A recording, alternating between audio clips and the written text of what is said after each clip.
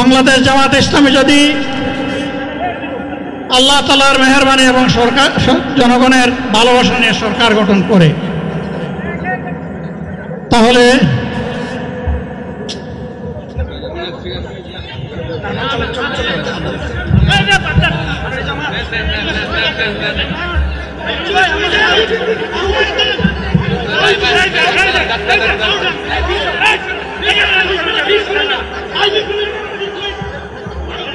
আপনারা নিজ নিজ জায়গায় অবস্থান করুন। আমাদের আল্লাহ যত সময় হায়াত দিয়েছেন, আল্লাহ যত সময় হায়াত দিয়েছেন তত সময় মানুষের জন্য লড়াই করবো ইনশাআল্লাহ। এ লড়াই বন্ধ হবে না। বাংলার মানুষের মুক্তি অর্জন হওয়া পর্যন্ত আমাদের লড়াই অব্যাহত থাকবে। বলছিলাম, জামাতে ইসলামী যদি আল্লাহর ইচ্ছা এবং জনগণের ভালোবাসায় বাংলাদেশের মানুষের সেবা করার সুযোগ পায়, তাহলে মালিক হবে না, সেবক হবে ইনশাআল্লাহ। আজ আমি ঘোষণা দিচ্ছি, লক্ষ জনতাকে সাথে নিয়ে বাংলাদেশ জামাতে ইসলামী থেকে যারা আগামীতে সংসদ সদস্য হিসাবে নির্বাচিত হবে, যদি আল্লাহর ইচ্ছায় জনগণের ভালোবাসায় বাংলাদেশ জামাতে ইসলামী থেকে সংসদ সদস্যরা নির্বাচিত হয়ে সরকার গঠন করেন, তাহলে কোনো এমপি, কোনো মন্ত্রী আগামীতে সরকার কিন্তু প্লট গ্রহণ করবে না। কোনো এমপি এবং কোনো মন্ত্রী ট্যাক্সবিহীন কোনো গাড়ি চড়বে না। কোনো এমপি এবং কোনো মন্ত্রী তার নিজের হাতে কোনো টাকা চালাচালি করবে না। কোনো এমপি এবং কোনো মন্ত্রী যদি তার নির্দিষ্ট কোনো কাজের জন্য বরাদ্দ পেয়ে থাকেন, কাজ শেষ হওয়ার সাথে সাথে বাংলাদেশের 18 কোটি মানুষের কাছে তারা তার প্রতিবেদন তুলে ধরতে বাধ্য হবে। অন্ধকার যুগের জাতাতলে পিষ্ট হয়ে যারা তিলে তিলে দুনিয়া থেকে নির্যাতিত হয়ে বিদায় নিয়েছেন, অপশক্তির বিরুদ্ধে প্রতিবাদ করতে গিয়ে বিদায় নিয়েছেন, যারা লড়াই করে আহত হয়েছেন, পঙ্গুত্ব বরণ করেছেন, আমরা তাদের সকলের কাছে গভীরভাবে ঋণী। মহান আল্লাহর দরবারে তৌফিক চাই, বাংলাদেশ জামাতে ইসলামীর অস্তিত্ব যতদিন থাকবে আল্লাহ যেন তাদের ঋণ পরিশোধ করার শক্তিটাও ততদিন আমাদেরকে দান করেন। আমি গভীর পরিতাপের সাথে আপনাদেরকে জানাচ্ছি, আজকের এই বিশাল সমাবেশ আয়োজন করতে গিয়ে আমাদের তিনজন ভাই ইতিমধ্যেই দুনিয়া থেকে বিদায় গ্রহণ করেছে। খুলনার দাঁতকুপ উপজেলার আমির জনাব মৌলানা আবু সাইদ বিদায় নিয়েছেন। পাবনার বয়োজ্যেষ্ঠ একজন মুরব্বী জনাব মুস্তাফিজুর রহমান, তারা এই আয়োজনে আসতেই পারেন। আসার পথেই আল্লাহ তাআলা তাদেরকে তার কাছে তুলে নিয়েছেন। আরেকজন ভাই এখানে অসুস্থ হয়ে তিনিও ইন্তেকাল করেছেন, শাহ আলম। মহান রবের দরবারে দোয়া করি, আল্লাহ তাআলা তাদের উপর রহম করুন, তাদেরকে ক্ষমা করুন, জান্নাতুল ফেরদাউসের নিয়ামত তাদেরকে দান করুন। তাদের আপনজনদেরকে আল্লাহ তাআলা সবরে জামিল আতা করুন।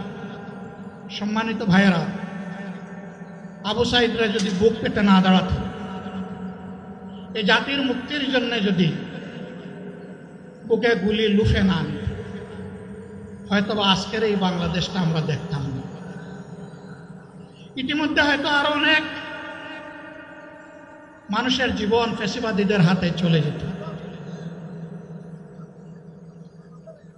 24শে জীবন বাজি রাখা এই যুদ্ধটা যদি না হতো, তাহলে আজকে যারা বিভিন্ন ধরনের কথা এবং দাবি দাওয়া পেশ করছেন, তারা তখন কোথায় থাকতেন? অতএব আসুন, যাদের ত্যাগের বিনিময়ে আল্লাহ তাআলার এই নিয়ামত পাওয়া, তাদেরকে যেন অবজ্ঞা এবং অবহেলা না করে।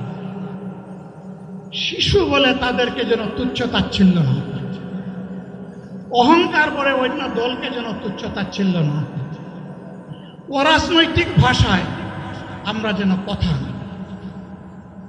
যদি এইগুলো আমরা পরিহার করতে না পারি তাহলে বুঝতে হবে যারা পারবেন না, ফ্যাসিবাদের রোগ তাদের মধ্যে নতুন করে বাসা বেঁধেছে। আমরা আশা করি আমরা এগুলা করব না, কেউ এগুলা করবে না, বরঞ্চ রাজনৈতিক শিষ্টাচার রক্ষা করে জাতীয় ঐক্যের বীজতলাটা আমরা সবাই মিলে একসাথে তৈরি করবো ইনশাআল্লাহ। সম্মানিত ভাইয়েরা, আসরের নামাজ আসন্ন, আরো অনেক বক্তা ছিলেন, তাদেরকে আমরা দিতে পারি নাই, আমরা দুঃখিত।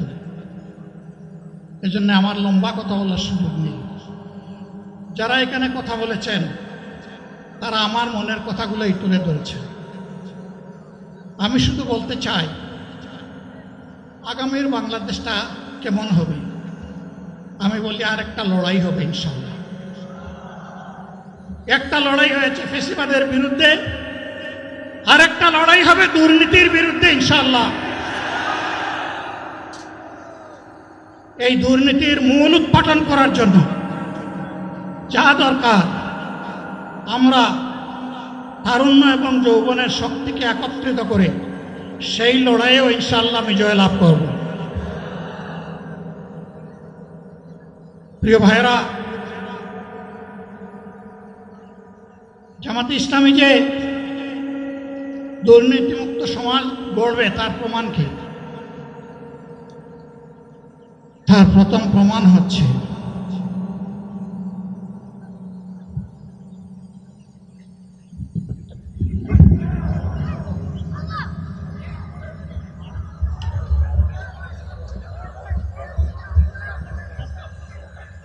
আপনারা অবস্থান করুন যার যে জায়গায়। আপনাদের সব কিছু দেখার সঙ্গে কেউ জায়গা স্থান পরিবর্তন করবেন না, সবাই জায়গায় থাকেন, সবাই তার নিজ নিজ জায়গায় অবস্থান গ্রহণ করেন, সবাই তার নিজ নিজ জায়গায় অবস্থান গ্রহণ করেন। আপনারা নিজ নিজ জায়গায় থাকুন, প্রয়োজনীয় দিক নির্দেশনা দেওয়া হবে। আপনাদের উত্তেজিত উৎপীড়িত হওয়ার কোনো কারণ নেই। মহান রব্বুল আলামিনের একান্ত মেহেরবানিতে আমাদের প্রোগ্রাম আলহামদুলিল্লাহ, শুকরান, আলহামদুলিল্লাহ কাসিরান। সম্মানিত ভাইয়েরা, আপনারা সম্মানিত ভাইয়েরা, আল্লাহ রাব্বুল আলামিনের রসের মেহমানিতে তবে এই গরমের সদরে মাহফিল বক্তরা মাহফিলে জামাত উচিত সুস্থ হয়ে যাবেন ইনশাআল্লাহ। আমি আল্লাহ তাআলার শুকরিয়া আদায় করি, আল্লাহ তাআলার শুকরিয়া আদায় করি আবার আপনাদের সামনে দাঁড়াতে পেরেছি। আমি বলেছিলাম দুর্নীতিমুক্ত বাংলাদেশ ইনশাআল্লাহ সবাইকে নিয়ে আমরা গড়ব।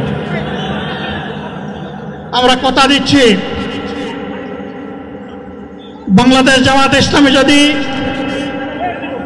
আল্লাহ তাআলার মেহেরবানি এবং সরকার জনগণের ভালোবাসা নিয়ে সরকার গঠন করে, তাহলে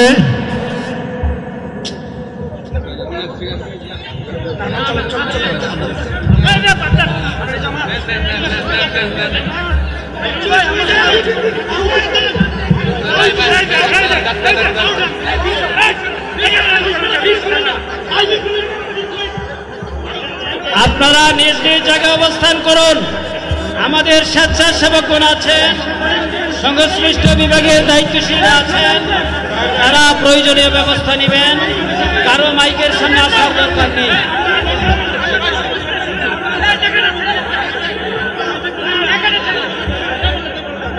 আপনারা অবস্থান করুন নিজ নিজ জায়গায়।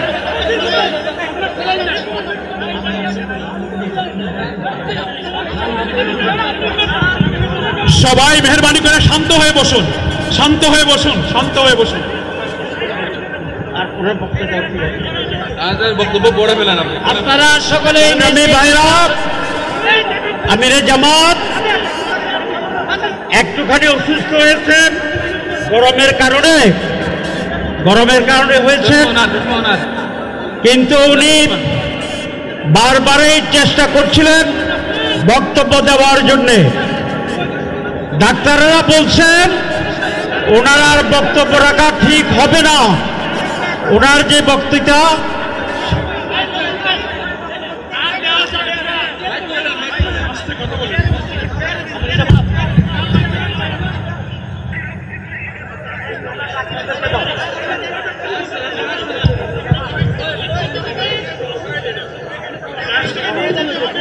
আপনারা নিজ নিজ আসনে উপবেশন করুন। সংগঠনের দায়িত্বশীলগণ প্রয়োজনীয় দিক নির্দেশনা দিবেন। আপনাদেরকে নিজ নিজ জায়গায় অবস্থান করার জন্য অনুরোধ করা হচ্ছে। আচ্ছা দেন না এখানে। আপনাদের এই ড্রোনগুলো আলহামদুলিল্লাহ আলহামদুলিল্লাহ। আরে আল্লাহ যত সময় হায়াত দিয়েছেন, আল্লাহ যত সময় হায়াত দিয়েছেন তত সময় মানুষের জন্য লড়াই করব ইনশাআল্লাহ। এ লড়াই বন্ধ হবে না।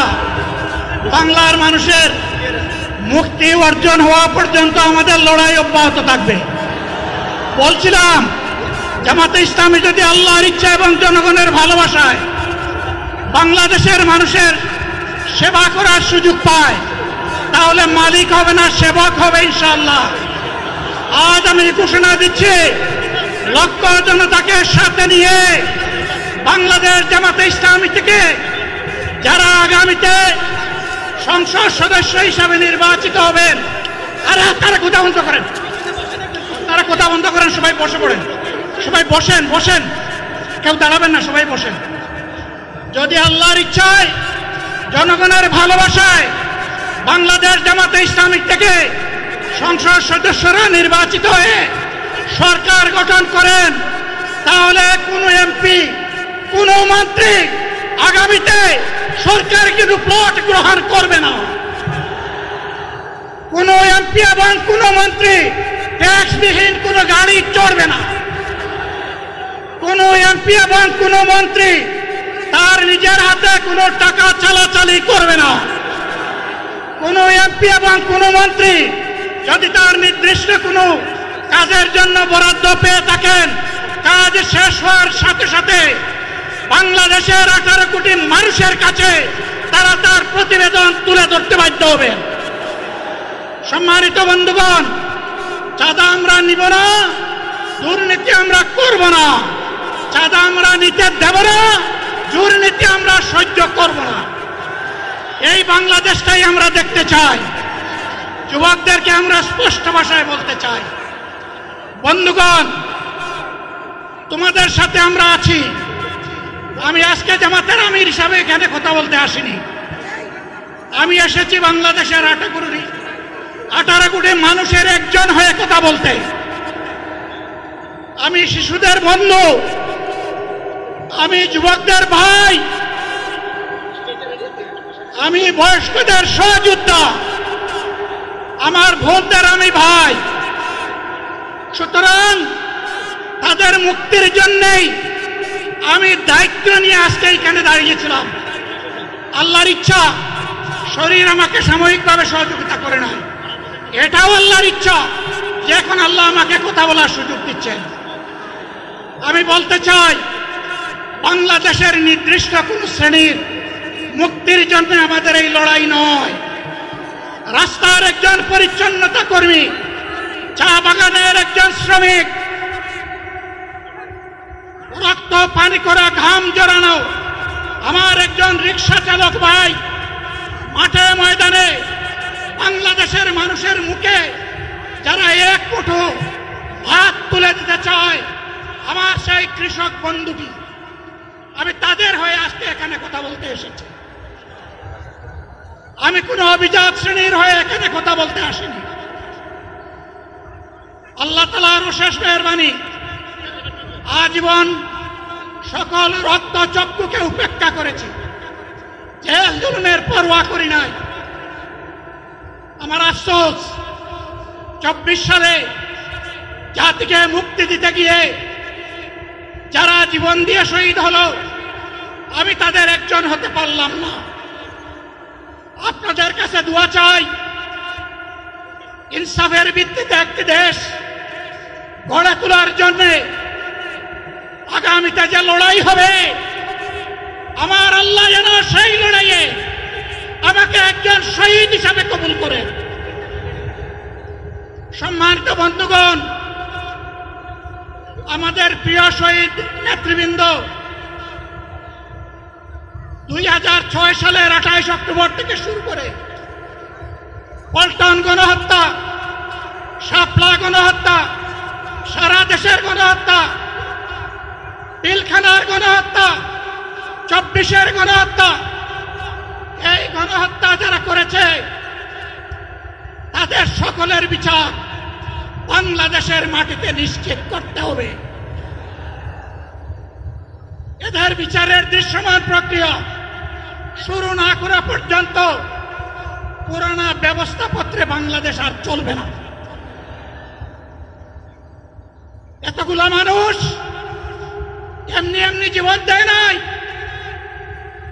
জীবন দিয়েছে জাতির মুক্তির জন্যে।